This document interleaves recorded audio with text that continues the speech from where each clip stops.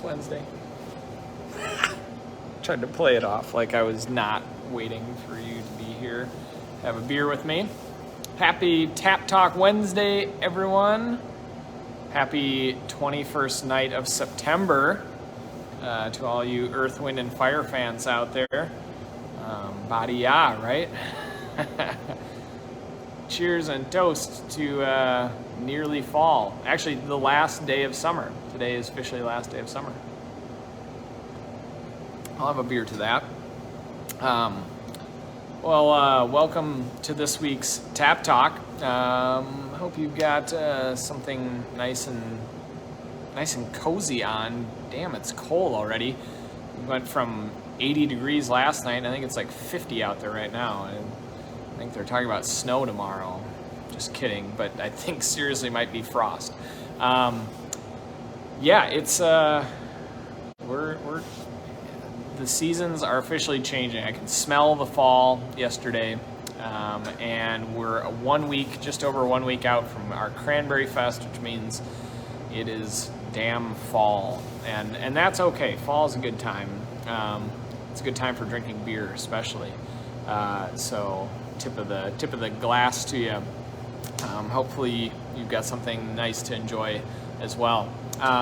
We just wrapped up our trivia, which was Earth, Wind, and Fire trivia tonight. Very on the nose, thanks to Ashley's clever categories. Earth, Wind, and Fire were their own categories, and then we also did a little bit about music because it was the 21st night of September, so we were enjoying that. So, trivia question to chew on. I think I can remember this one well enough, and you can just post your thoughts in there. The name, the 21st night of September, came from what was the origin of the 21st night of September? Was it A, the fall equinox? Was it B, the birthday of the lead singer Maurice White? Was it C, the wedding anniversary of the lead singer Maurice White? Or was it D, the due date for the son of Maurice White? So is it A, the equinox, B, his birthday, C, wedding, or D, kid's birthday? All right, chew on that while you think about this. So tonight, I've got myself sipping on a little something here. We have a tasting going on tomorrow, so I'm just gonna do kind of like a preview of tomorrow's tap lineup for our new Belgium tasting, talk a little bit about the history of the brewery, highlight a few of their beers, and talk about some of the things that make them interesting. So I couldn't help but start it off with their iconic beer, Fat Tire. Who amongst you has not had Fat Tire for craft beer? I don't know why I'm asking this question. You're not going to answer me directly. I know you're not. You're just maybe through the keyboard or something. But one of the sort of iconic American craft beers. This beer is synonymous with the brewery. Some beers are like that. There's a lot of people who think that the name of the brewery is Fat Tire Brewery. It's become so well known that sometimes the brewery itself kind of fades to the background. But this is Fat Tire Amber Ale from New Belgium, and one of these beers that makes a ton of sense for why it's become as popular is because it's kind of just right. It's not super light. It's not dark really either. It drinks somewhere in the vicinity, and this is not to point a real comparison, but like I feel like Oktoberfest beers are somewhat universally beloved, and part of that is because they're very well balanced between being flavorful and being really refreshing and easy to drink. And that's kind of where Fat Tire walks that line of you get just a little touch of the toasty, biscuity kind of malt flavor, but very clean finishing. I mean, you could drink a lot of it. It's easy going. It plays well. It plays well with others. It's good with food.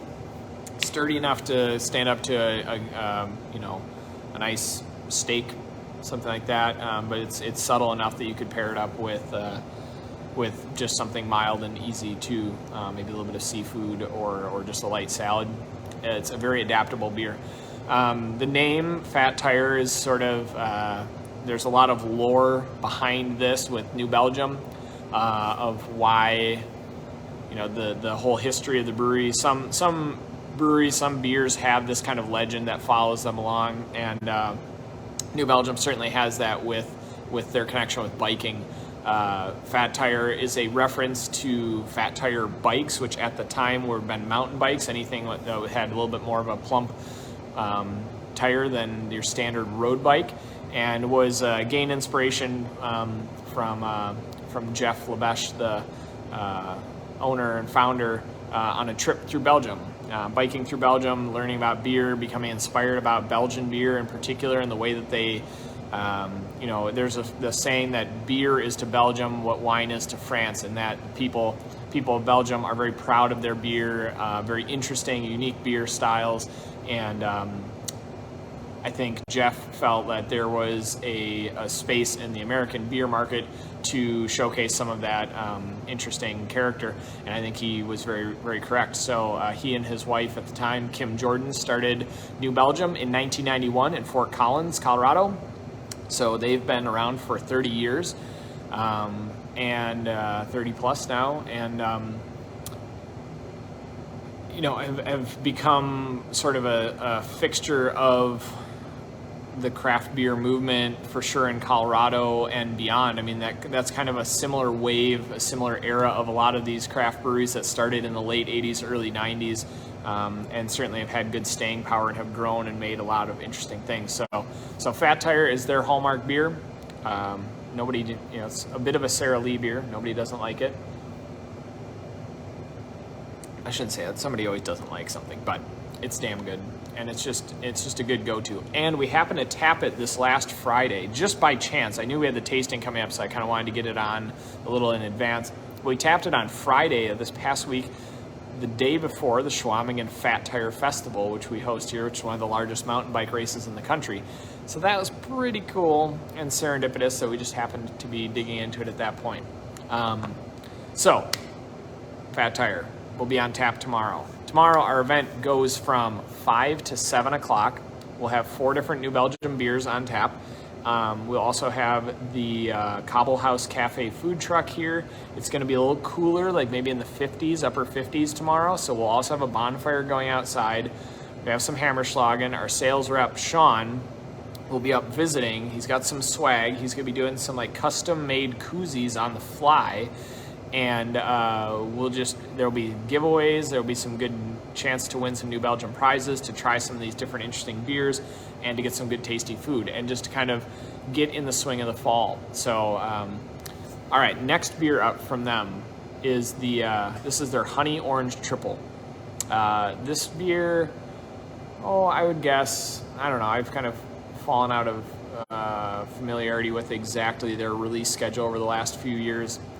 But they used to make a beer called the Triple, and this is a Belgian style triple, not like a triple IPA, that clocks in usually anywhere from 8 to 9% alcohol, this one being 10%, it's a little stiffer, but made with honey and orange in it. So Belgian style strong golden ale.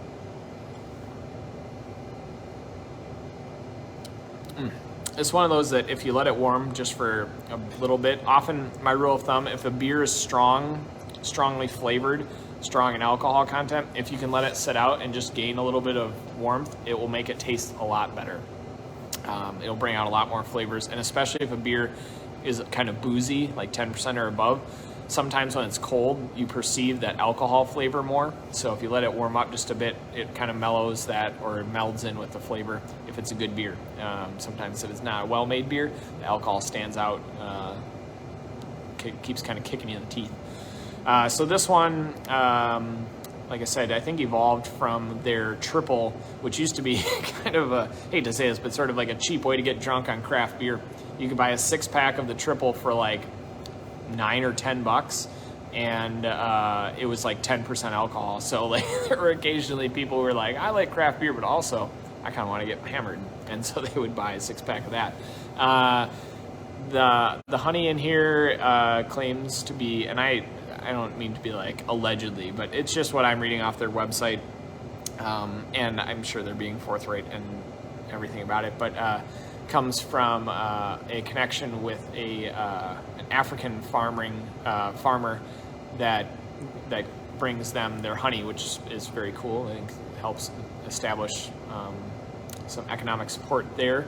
And then the orange peel from a local Fort Collins spice curator, I believe, if I remember everything correctly.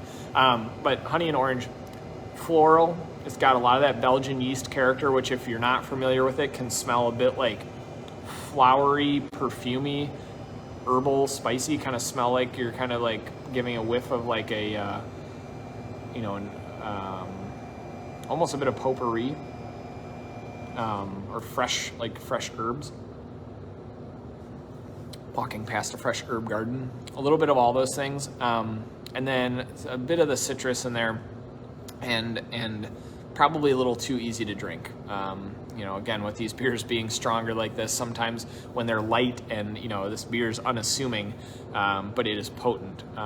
It's very refreshing for being as strong as it is. So it's pretty tasty stuff, and if you need to have a little bit extra, you'll get yourself a buzz. All right. Ooh, this one's new to me. It's not new for New Belgium. It's probably been at least a couple of years. If I think it's been a couple of years, probably been like 4 or 5 years. But it's their Atomic Pumpkin Ale. So it's part of the Voodoo Ranger series, which are all IPAs. This one is a pumpkin ale. Why did they do that? I don't know, but it is what they've made, and I kind of dig it. So it's pumpkin beer. It's unfortunately or fortunately, you're either thrilled that it's pumpkin flavored stuff season, or you are really pissed that it's pumpkin flavored stuff season. I don't think there's a lot of middle ground. I guess if there is middle ground, I probably land somewhere in there. I don't hate the pumpkin things. I'm not crazy about them, but I do sort of enjoy a bit. I enjoy it a bit. So this is our first pumpkin offering of the season. And this one packs an interesting little punch because it's got the pumpkin spices. It's a little bit lighter in color. It's a little bit more kind of blonde than some of the other pumpkin beers, which tend to lean more amber to maybe even brown. And we even have a pumpkin stout that we'll be putting on here shortly. But the key to this one is the spice, like heat. It's made with habanero peppers as well. So you get this like cinnamon thing that we had earlier today, and I had forgotten that there was peppers in it. Or I don't know that I ever knew that there were peppers in it to begin with. I think I had known that, but then, I don't know, shoveled it away. Beer memory is a fickle thing. We tried it. I was like, whoa, that's a lot of cinnamon. Because you taste the cinnamon, and it feels a little bit hot up front. You're like, wow, they put a lot of cinnamon in there. And I think there probably is a fair bit. But there's a lingering heat. That's not like scorching hot. I've certainly had way hotter beers than this that are almost unpleasant to drink. This just provides a nice tingly, spiciness.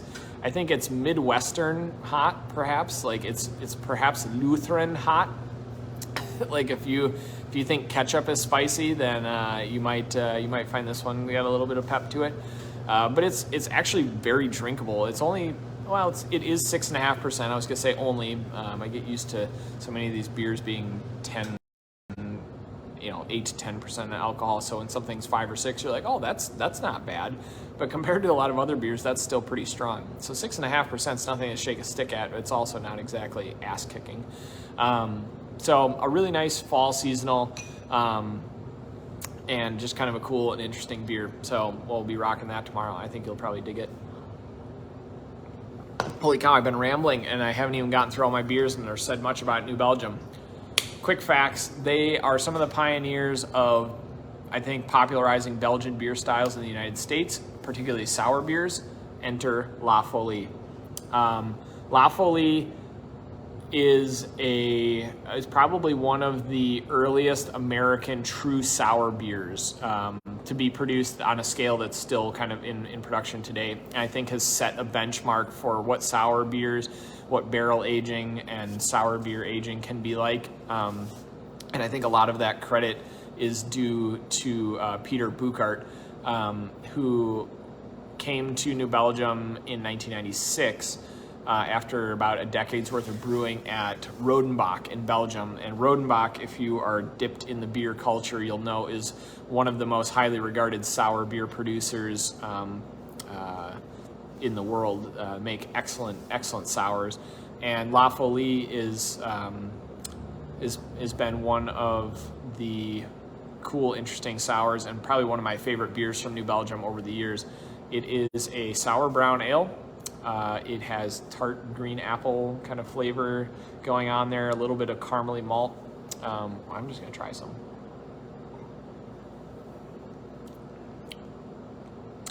And as I can remember La Folie feeling really sour when I first started drinking beer and being like, it's good, but I don't know I could drink that much of it. But it is, it's actually very drinkable for being a sour. It's not like gets you right in the back of the jaw sour. It's very much like tart green apple. It's very well balanced. It's really cool and interesting. And one of the interesting things is that the process of brewing sour beers is that some part of the beer is kind of always living on because you drain the tanks, but usually there's bits of the beer that they kind of carry on, almost like in a way seasoning like a cast iron pan or something like that. You're always leaving little bits behind. Not that you don't clean your pan, but the parts of the food or parts of the beer in this case stay behind. And so theoretically, there's probably molecules of like some of the original La Folie, even in this beer, still kicking around that have helped, like a yeast starter would, or like a sourdough starter it just builds on itself and grows, and the culture and the flavor develops over time. And New Belgium is an interesting story. It's bittersweet, like this beer, in a way. We were, Ashley and I went to their secondary facility that they built in Asheville, North Carolina this spring. They started in Fort Collins, and then in 2016 built a beautiful facility right on the French Broad River in Asheville. Highly recommend going to there. They just finished their outdoor patio, so I think it's even better than what it was before. Really cool space. And New Belgium was one of the early breweries. Well, maybe not one of the earliest, but I mean, like, they were a fairly early adopter in the large brewery game to become employee owned, which kind of this ties into some of the whole ethics and the ethos behind craft beer, which I don't want to get too much into, but it's worth noting that New Belgium was acquired. Oh gosh, I just was reading it. I think it's been 3 years now. By a subsidiary of Kirin out of Japan. And they were an employee-owned company, so the decision was made by all the employees. It was not just an owner kind of handing down the decision from the top. This was agreed upon by the majority of employees, and they made the decision to sell the brewery. So it is no longer, it is entered into this territory of, is it really craft beer anymore? That's been a question that's with a lot of these breweries that have been sold to larger companies. You may or may not know these ones, but the big examples: Liney's back in the 90s to Miller, Goose Island in the early 2010s to Anheuser-Busch. More recently, breweries like Founders to San Miguel, Lagunitas to Heineken, Stone just recently sold as well, Anchor, now Bell's, New Belgium. Bell's and New Belgium are actually owned by the same company at this point now. And it's a weird territory because craft beer is founded on this independence and this sort of anti-corporate ethos behind the beer, and it's an interesting thing, and I think it's worth being aware of and making that decision when it comes to choosing to buy or not buy your beer. I'm not going to try to sway anyone or feed you too much information other than just making it transparent. We're pouring New Belgium here for what it's worth. I feel like that even though they are owned by a larger company, they seem to really do a good job of running their business in a very ethical way, making great beer, which is kind of the main the main thing. We're really interested in having excellent beer, but also doing good things for the communities that they serve, and trying to use beer for a good thing. I think that is one of the next level things. So we always, it's great to make very good beer. That is certainly one of the driving factors for why we, why I end up picking certain beers to put on tap. But there are secondary levels to that as well. Like, you could have the same great beer, and if one company really has a good track record of doing well by their employees and by their communities, and the other one maybe not so much, then it kind of makes that decision a little bit easier at times. Or it certainly has an influence. I mean, I can't say that it doesn't, I guess, from my perspective. And maybe it does, maybe it doesn't when you're buying it from the beer, from on the shelves. But yeah, it's interesting to note. At the end of the day, this La Folie is a fantastic Belgian-style sour brown ale. And you'd be well served to enjoy some of this while snacking on a bit of blue cheese, or perhaps just winding down at the end of the day with a bit of chocolate, maybe kicking by a fire tonight. Tonight would be a good night for a fire. Okay, I've run long. I have one bonus beer. I'm not even going to drink it. I just want to tell you about it. It's a bottle. It's called Beer for People Who Don't Drink Good, which I feel like they would say it like that. But I think it's a bit of a joke in the name. The beer itself is delicious, but it's made by 1840, who you might have seen me reference them. They're from Milwaukee. They collaborated with 608. There's a whole bunch of numbers involved in the breweries with this. 608's from La Crosse. Both of them are well known for their hazy IPAs and their big beers. This is a low-strength lager that is just delicious. It's like a German Pilsner, but dialed back to like 3.5% alcohol. So you could easily slug several of these down while doing yard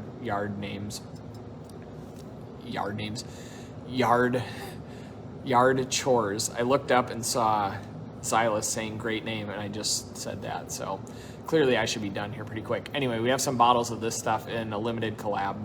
Usually limited collaborations are like a double or triple IPA or an imperial stout. This one is a golden lager. Come get some. All right, we'll have one more tune in before our Cranberry Fest next week. I'll tell you a little bit more about what we've got going on with that next Wednesday when we see you.